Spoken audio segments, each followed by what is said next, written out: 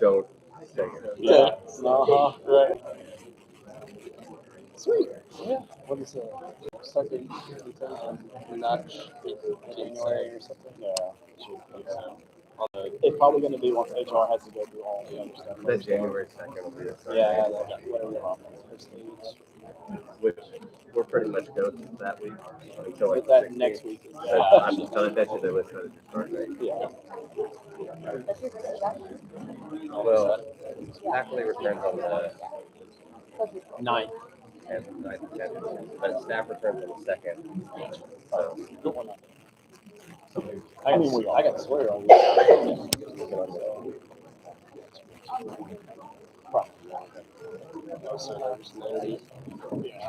I can see it. Yeah. We do need to straighten out that. Everyone do all right? Hey, how do you feel about this operation? Are you a whiz? And would you like to become the ops guy? Sure. All ops. How do you feel about? We're going to pawn off everything. How do you feel about business? Oh God. Clinical grading. Sometimes so much fun. I'm sorry, dude. I started doing that stuff. You'll have a lot of lab work. Yeah. And then find a few things. Luckily, we'll have a big paramedic class starting. But yeah, that's actually I think like we just got out of it. Yes. We thought we got the 12. I got somebody like, I know. I lied in the parking lot. No, I did not see he's not here. We'll skip him. So yeah, just skip everything. He's going to look different. Good evening, everyone. We're going to go ahead and get started with the program. My name is Zach Warner. I'm the director of the EMS programs here at Blinn College, and I just want to welcome you all to the Paramedic Military Doctrine for December 2023. And this has been a wonderful year. It has been a lot of work and, for a lot of the individuals in this room. And we did that with a lot of teamwork here on the administration side of the students. So first, I want to thank some of the Blinn College leadership. First, I want to thank our Dean of Health Sciences, Charles.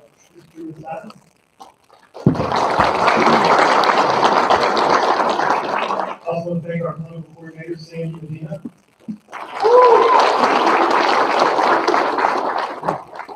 One of our EMS instructors, Jason Berman.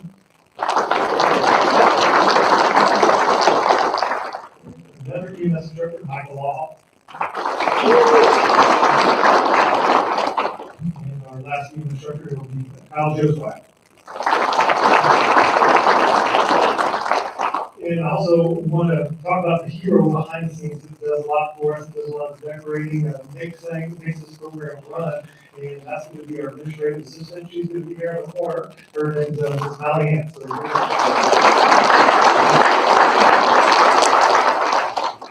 And the big heroes in the room are going to be the men and women that went through this program. So this program started in January of last year and we're completing in December of this year. So about 11 months. And it required a lot of work on their part. When you look at all the hours that these individuals put in, it came out to 1,248 hours. And those hours are going to be in the classroom, it's going to be in the laboratory setting and also in the clinical. And so it takes a lot of work on their part, time management, to be able to be successful in this program. This is going to be a huge accomplishment. So I want to say thank you for putting in the hard work. I always tell them throughout the whole year, there's no substitute for hard work, and I'll definitely achieve that. So let's give them a round of applause.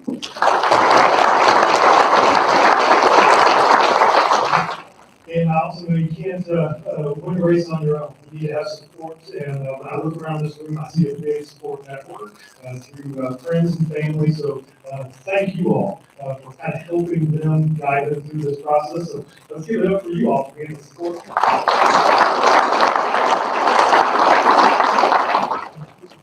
Okay, and I left off one of our Blinn administration comment introducing next. We're going to move into the keynote, and this gentleman has done a great job of leading Blinn College and his journey Started out like all the journeys at Texas A&M, where he got his journalism degree, and then he went on to go in the Navy, and served in the Navy for 23 years, where he was a fighter pilot and flew F-18s, and he put together 2,800 flight hours, and he landed on an aircraft carrier 273 times. So he had a really prestigious career. 673 times, very good. Definitely don't want to shortchange on that one. So that his career continued on to that, going to leadership and bringing him here at Blinn College to be our executive dean of the Blinn College Rose campus that we're at right now. And not only does that, he does that full time, but he also loves to interact with students so much that he is adjunct faculty for Texas A&M Corpus Christi, where he teaches leadership to seniors. And so we really appreciated him guiding us through moving out here on this campus. And he's always a huge resource for us. So please give me a round of applause for Chris Warren.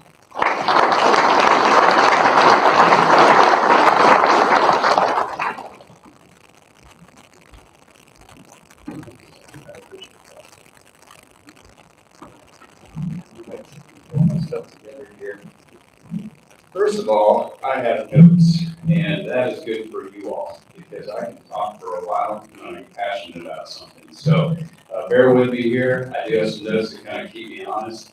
And first and foremost, hey, thanks for inviting me to speak tonight. And can I get a show of hands? Where are our graduates? I know you all are covered out there. I want to make sure that I'm pretty much every table. Okay, got it. All right. Want to know my audience first before I get started. So, hey, I'm both thankful and humble for this opportunity to speak to everybody tonight. And I want you to know that what I have to say comes from the heart. I say what I mean, and I say it with not arrogance or anything, but truly a humility. And I'll get into my remarks here in a second. But above all, I'm really honored to speak to such an esteemed group. Y'all have chosen voluntarily to go out and risk yourself to help others. And there's something to be said about that. To serve your neighbors and your communities in their times of need, there's no higher honor, I believe, privilege, or responsibility for that matter, than answering the call to put the needs of others above your own. To selflessly put your own desires aside in order to tend to the needs of the others, that, my friends, I think is what makes tonight special. And I'm going to dive deeper into my message in a second. First, I want to acknowledge two things about keynote addresses. I've heard a few over the years. And one, I want to make sure that what I say is relevant. And two, I want to make sure it's concise. Okay? So for the next 90 minutes, I want y'all to get really comfortable, and hope you've got a good seat and get a good view and everything. So we'll get you out of here in about an hour and a half. But hey, all joking aside, something I want you to know about me up front is that I do believe in the goodness of people, and I believe that given the opportunity, I think people will truly amaze you. And that being said, every one of you who's receiving your pin tonight has proven that you're amazing. You aren't just receiving your pin, by the way, you're earning your pin. And based on the number of hours that Zach mentioned, y'all really earned this tonight.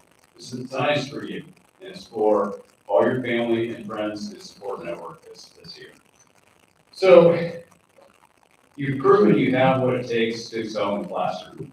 You've also proven that you have what it takes to apply what you've learned in the classroom in simulation exercises. I've seen a lot of those around this campus, and just amazing things that y'all do. But above all, you've earned the trust and respect of your instructors. I mean, look at them over around here. They're beaming. I mean, I can see it. There's like light coming out of their teeth, their eyes, and their everything. They're beaming because they're proud. And they're beaming because they know you're ready. They know you're ready for the next step. You're ready to go out in the world and do great things. You are the products of their efforts and their programs of study. And now they trust you. Trust is a big word.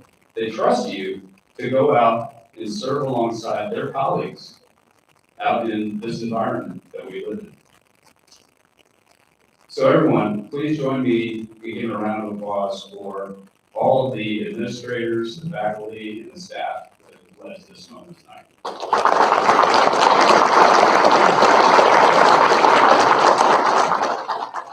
All right, so here comes the next step. How do you use all that have training and intellectual savvy, how do you put your talents into action? That's really, really what we want to talk about, and that's the key. What's really the most important here. How do you use your ability to serve your peers, your organizations, and in turn your communities? That's where the benefit really lies. So tonight I'm going to give you some thoughts to think about how you're going to take your knowledge, your skills, and your abilities to market. In other words, how you can employ and apply these things in your lives. Bottom line, I'm going to talk about how you can take action. You're going to hear that word a lot tonight, action, starting today. And I'm going to begin by setting the stage by talking briefly about, get ready for this, U.S. Military Doctrine. Hold on a second. Okay, if you're scratching your head, wondering where's he going with this, I will have a point. By the way, I'm retired from the military. Everything I have to say tonight is not classified. Everybody wants to ask me that. None of this is classified. In fact, you can Google U.S. Military Doctrine, and you can read thousands upon thousands of pages if you're so inclined. And if you're ever having trouble sleeping one night, I highly recommend you try this. It's really great try. So what is doctrine, and why do I bring up military doctrine? Well, doctrine is overarching guidance. Doctrine is relatively constant. Doctrine changes very little over time. And as a matter of fact, doctrine stands the test of time. It's rooted in long-term vision and goals and great things like morals and ethics and values. You get the idea. Well, for the U.S. military, our doctrine can be summarized by a simple phrase: how we fight and win. Since this is not, thankfully, meant to be a discussion on military doctrine, trust me, nobody wants that tonight. That was a fake yawn, by the way. I don't know how well I acted that out. That was really fake. That was really yawn. One of the keys to our U.S. military doctrine is a simple phrase, and that phrase is seize the initiative. Seize the initiative. So seize the initiative, what do I mean by that? And I know you have your joint military doctrine on Google right now looking this up, so I'm going to read this out to you so you can follow along. This phrase is taken straight out of the Joint Concept for Operating in the Information Environment, or JCOIE, because military, we like our acronyms just like healthcare does. Chapter 5, paragraph C1, page 35. So if you're looking at it, follow along with me. It states, the joint force will seize and maintain the initiative over competitors and adversaries through the execution of military activities to maintain a relative advantage. Great, right? Okay. Seizing the initiative, though, let me interpret why I'm starting with that. Seizing the initiative is taking control, or I like the word action instead of control, in a situation, and acting with discretion, tact, and an applicable and acceptable level of risk. And I know y'all know what risk means, and I know y'all know about risk assessment. It's not waiting for someone else to act when you have the opportunity to act. It's not saying, hey, I'm sure someone else will take care of that, and just standing by and watching things happen. No, it's taking an active role in determining the outcome of events. There's a famous quote by an American theologian by the name of Dr. Harvey Cox. He stated, not to decide is to decide. Think about that for a second. Not to decide is to decide. What that's thinking. What he's really saying, making a decision not to act, is in fact making a decision not to act. So a failure to act oftentimes means that the decision, whatever the outcome may be, will be made outside of your control, and therefore you have nothing to do with the outcome. So, okay, I'm going to shift gears here a little bit and talk about, I'm going to use a little mini 360 evaluation on what takes place when we seize the initiative. Show of hands, anybody know what a 360 evaluation is in the workplace? Okay, so y'all. A 360 evaluation is when you look at someone's performance from 360 degrees, from the individual himself, from their boss or supervisor, from their peers, and also the folks that work for them. So, and then obviously just from the individual himself. So let's start with the individual's point of view. What does seizing the initiative or lack of seizing the initiative or taking action look like from us? Why do we hesitate to seize the initiative, even when we know that our thought or idea or action might in fact be a good one? Perhaps we're afraid to fail. Perhaps we're afraid to look incompetent. Perhaps we're afraid to take a risk, or maybe we just feel that our voice doesn't matter. Or maybe we feel like it's not our job to speak up or take action. Like perhaps it's our supervisor's job or somebody else's job to take action. How about from our colleagues or our peers' point of view? What does seizing the initiative look like from them? Does it generate relief that someone else other than them is taking action? Maybe they're like, oh, thank goodness that wasn't me. Someone says taking action. Done right, though, seizing the initiative amongst your peers should at least generate creative conversation and flow of ideas leading to change and leading to action. How about seizing the initiative from our employees' point of view? And when I say employees, it doesn't mean necessarily somebody assigned underneath you. It could be an organization, it could be a club, it could be just your interactions in an informal organization. Anyway, it could be anybody that has entrusted you in a leadership position. When I say, and I want to tailor this to the graduates, when I say put in a position of leadership, you will likely be the first professional on-scene person to take care of the situation. Am I right? I know we have some uniformed folks in the back. Other than getting a call from somebody who might be on scene, you might be the first to provide the chips. You are going to have to take action in your careers and take hold of that situation. In my previous career flying for the Navy, an emergency situation presented itself and we were out flying around. The first person on scene finding an emergency, it might have been a downed aircraft, frankly, we've come across many of those, but downed aircraft, a ship in distress on the high seas, we were required to assume what we call the on-scene commander role. And in that on-scene commander role, we had to seize the initiative and be the one that started coordinating support and providing for the rescue or relief effort until somebody else arrived to relieve us. Very, very similar to what you are going to be doing in your careers. In short, seizing the initiative to take on a leadership role doesn't have to mean wearing a certain title or a rank. Leadership opportunities may present themselves anywhere, at any time, and you may be the person that everybody else is looking to for leadership. I believe leadership is an action, and I believe that a leader is anyone who takes action and takes responsibility for a situation. In other words, leaders seize the initiative, right? Finally, what does seizing the initiative look like from a supervisor's or a boss's point of view? Well, as a supervisor, I can answer this in 2 words. Love it. I absolutely love it. Other supervisors in the room would probably agree with me. It's great when your team comes up with all the fantastic ideas. And matter of fact, there's a nifty term that people use in the psychology world for this. It's called managing up. And a 2015 Harvard Business Review article gave the definition of managing up. And they said managing up is being the most effective employee you can be, creating value for your boss, your company, and in turn for yourself. How fantastic is it as a supervisor when your employees generate great ideas and then they tell you what they want? Again, I love that some of the best leaders I've known surround themselves with great people in an idea-rich environment, and they nurture and support their team in that open environment. And as you can imagine, they lead very successful organizations. You get this on top of that, happy employees. It all works out pretty well. So from a supervisor's point of view, managing up is kind of like the difference between writing a term paper, and I know everybody has written term papers before. I asked for a show of hands who has written term papers, probably none. Seizing the initiative and then letting your folks come up with a game plan is kind of like there's between writing a term paper from scratch or editing somebody else's term paper that they've already started up. It's like building on another inventor's research and taking that product to market. It's working as a team to capture the amazing and creative ideas that we all have. I love it when people dazzle me. And when my employees, my teammates seize the initiative and dazzle me, I know they're invested. And I also know they put their heart and soul into something. I am now fully invested in what is important to them. So seize the initiative in your organization by mobilizing the great ideas that will benefit your teammates, your organization, and in turn, the communities that you will serve. I can teach technical skills, but I can't teach attributes.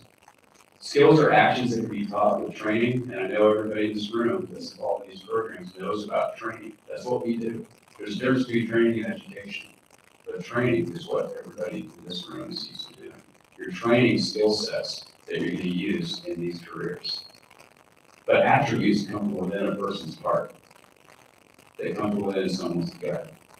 Attributes are what drive people to seize the initiative. Many times throughout my Navy career, people will say, hey, I can never land an F-18 fighter jet on an aircraft carrier. My response has always been, yes, you can. Yes, you can. It's just a matter of training to those skill sets, thankfully in a simulator a lot before you actually go do the real thing. But training those skill sets and doing it over and over and over and sharpening those skill sets.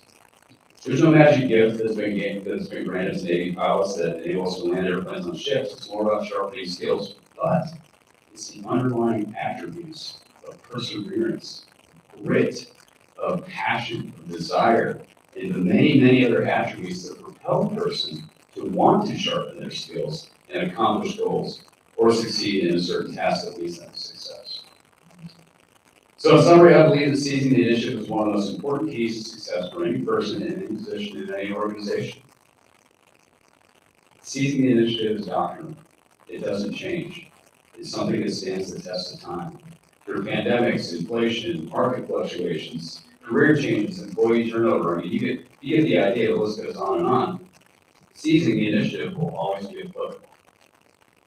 All right, but here's the thing. I don't need to tell any of you graduates about seizing the initiative. By the nature of the occupation that you're entering, you already know that that's a requirement. So all this should just be reviewed. You've chosen, you know that you must seize the initiative. You didn't choose this line of work to comfortably sit back on the sidelines and watch events unfold in front of you. No. You've chosen, you volunteered to run to the fight. You've chosen to put your own life at risk to help and serve others. When help is needed, you're going to say, send me. And that's something special. I'd like to share a quote from a book called The 7 Decisions by an author I really come to admire, by the name of Andy Andrews. And his first decision, he states, is be responsible and make a decision. And then he goes on to describe the details of what he means by that statement. But I think he best summarizes that first decision when he states this simple phrase: my life will be a statement, not an apology. My life will be a statement. Each of you have made that commitment to make a statement with your lives. Each of you has made a commitment to follow your heart, with conviction, and with purpose. And that purpose is to serve others. In my mind, there is no more noble calling. We need you out there doing great things for our communities. We need talented people doing great things to serve others. And those talented people are you, every single one of you. I'd like to extend a heartfelt thank you to the family, and friends, and loved ones, the support network that you have. Everybody that's here has supported you to get you here tonight. I'm grateful for everyone in this audience who has helped or influenced these paramedic graduates to get to this point that's led to tonight. If I could get a round of applause for all the friends and family support.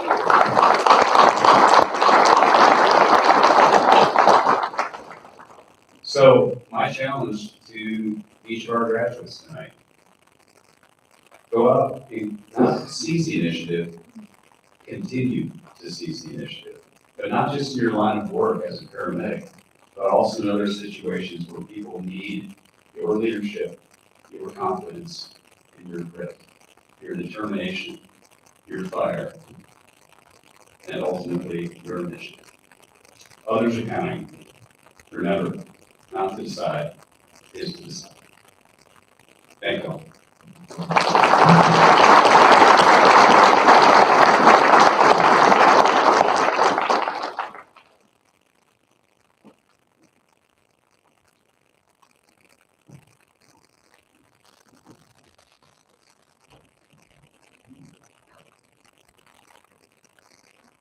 All right, I'm here to present the Val Award. I was going to dress up tonight as a FizDap robot, but I feel like my safety was at risk, so I chose against it. I actually found a costume. I'll show you where it is. I know the campus will miss you, the recycling companies, from your energy drinks that you leave all over the room. They're going to be very disappointed to see you go. But congratulations, everyone, working hard on here. This individual that won the award has gotten a high score on multiple exams. How many does that test grade total? 17? Something like that. Anyway, as a winner of multiple awards, one of our big prizes that we like to give out as incentive is our patriotic American flag Blinn hat. It screams freedom. Bald eagles land on you. It's incredible. He actually has a couple of those. I believe he might even give one or two away. But y'all all worked very hard. I'm very proud of you on here. But this award is going, well, before I announce that, this is a replica plaque. So I need this back. You can take pictures, but the one with your name on it will get you. Don't take this one, all right? All right, so that's specifically for our valedictorian award winner, Mr. Robert Burrows.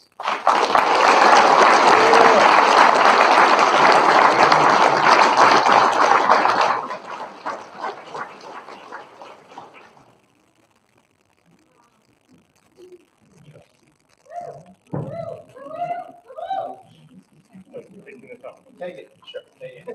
Name.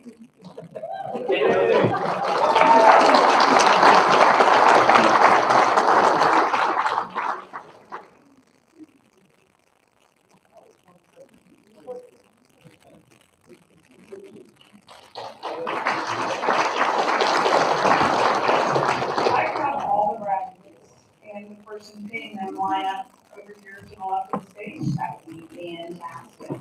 Although, also faculty, please don't.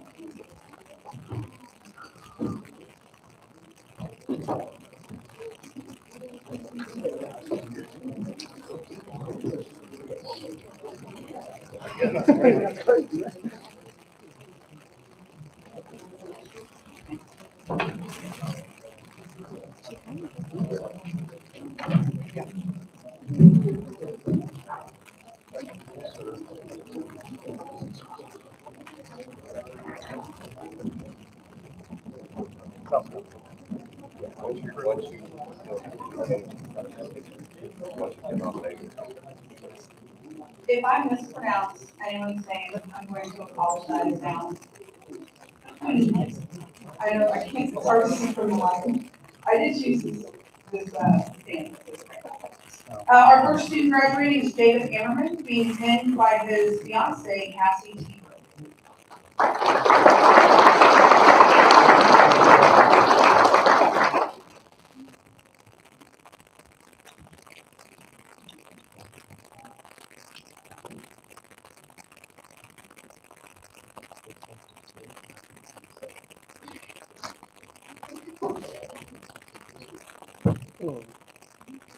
One, two, three.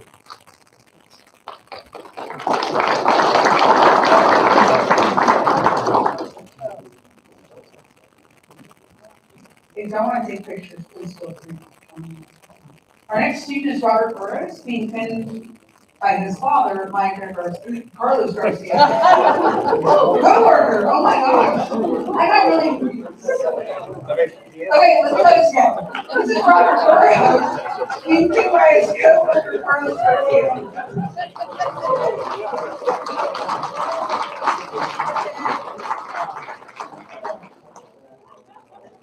Oh, this is a hard job. If anyone wants to come up here and do it? I know, yeah. Smile, Dad.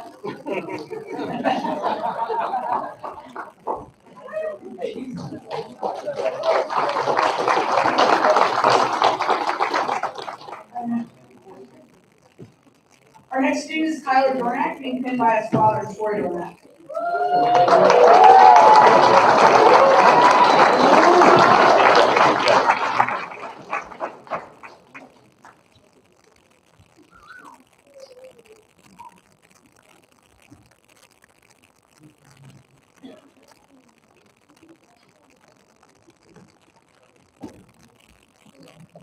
1, 2, 3.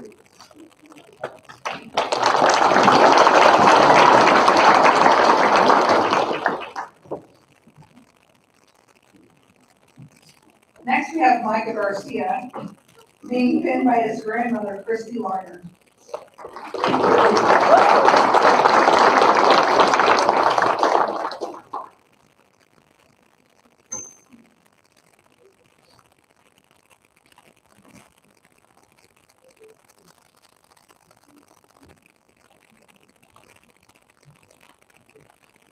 One, two, three.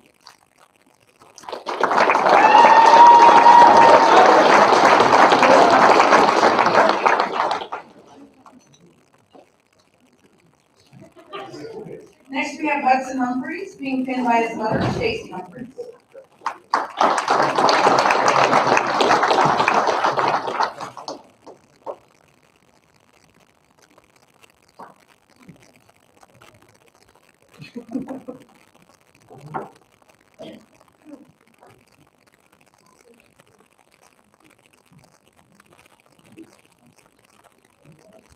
One, two, three.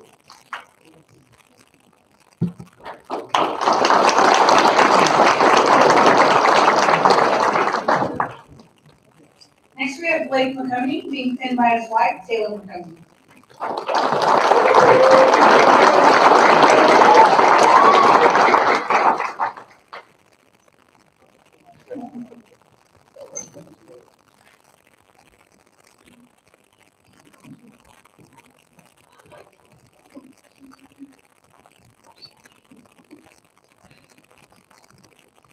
Sorry.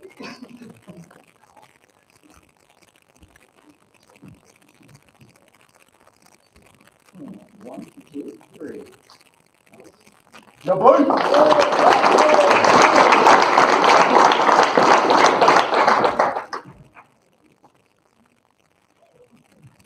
Next, we have Sally Ops, being pinned by her father, Johan Ops.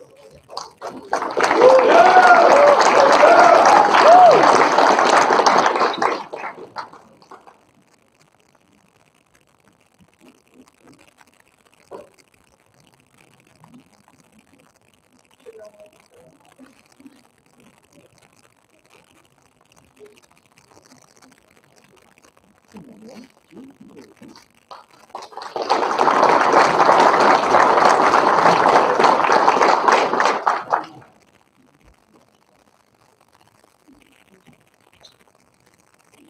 Next, we have Allison Stuffy, being pinned by her mother, Sherry Wilson.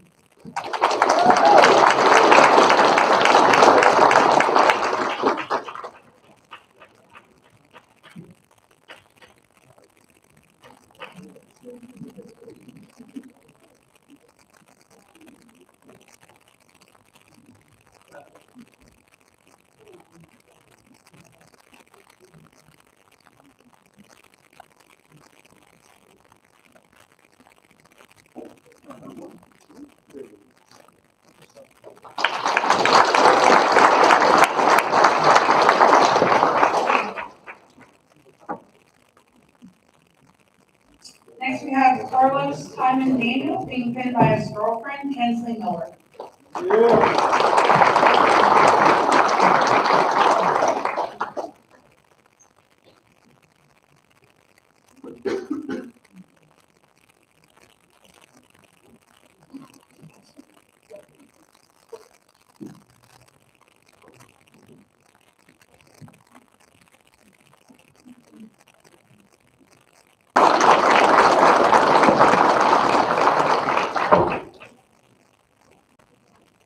Next, we have Christopher Trammell, being pinned by his mother, Tina Trammell.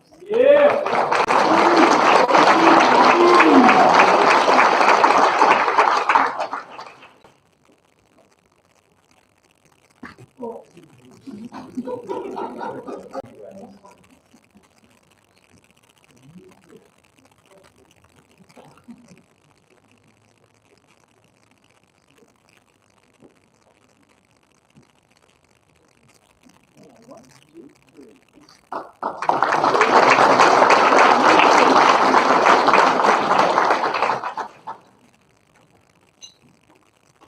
Next, we have Carly Wingard being pinned by her fiance, Seth Nagel.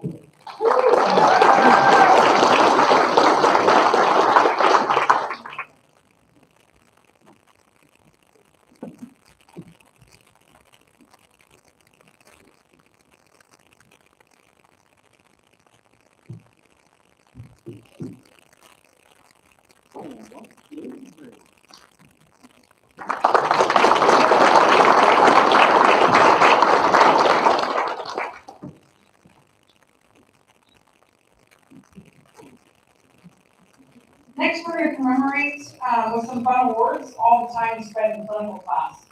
All the 624 hours of ER, EMS, labor and delivery, cadaver lab, just a variety. And 624 hours is the minimum. So I apologize for stealing all of their time, but they also need to do it. So our first award is going to be the DART Award. This award is for the person who hands out the most IVs, or not hands out, but does the most IVs. We got 117 successful IVs from this person with a 95% success rate. The first award goes to Blinn College.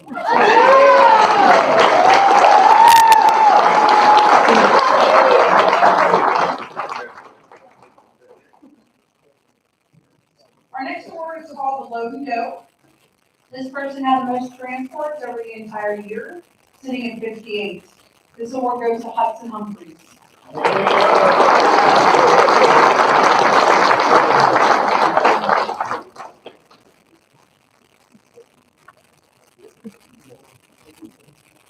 Our next one is called the Interpreter Award, and that's for the person who interprets correctly the most EKGs throughout their time. This award, with the number at 55, goes to Robert Burrows.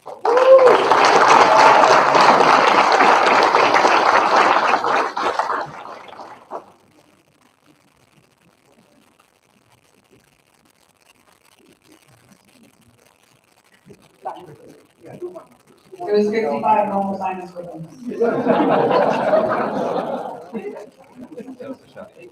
Our last one, I think, has the most hilarious name, called the Dealer Award. This person gave out, really, the most medications throughout their time. And we're just counting IV meds, we're not counting the rest. So there's probably more than this number, but it's at 61, and it goes to Micah Garcia.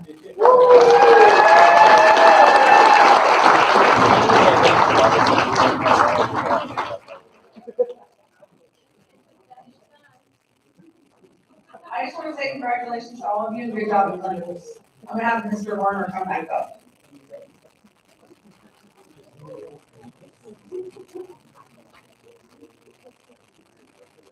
Okay, so as we conclude tonight,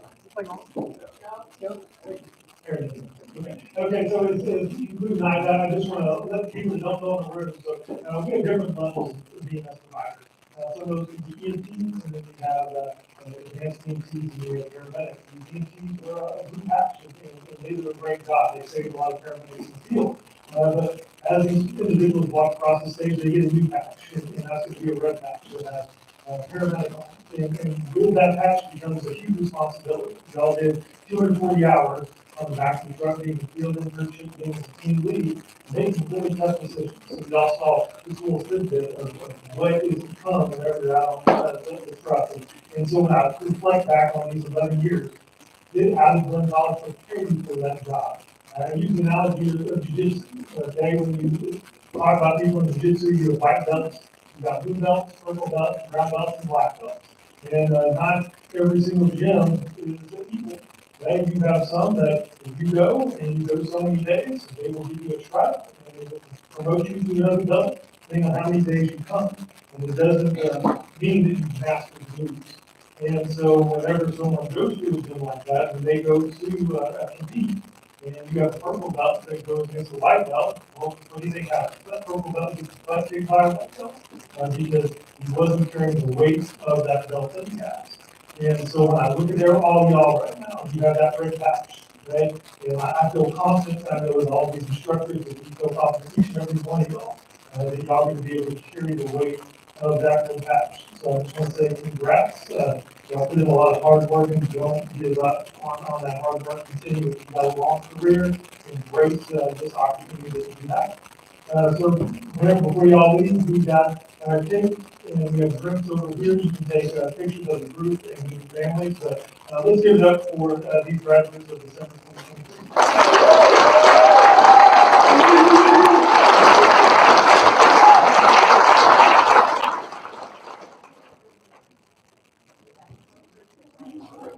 If they want a group picture, all the graduates can come on over here.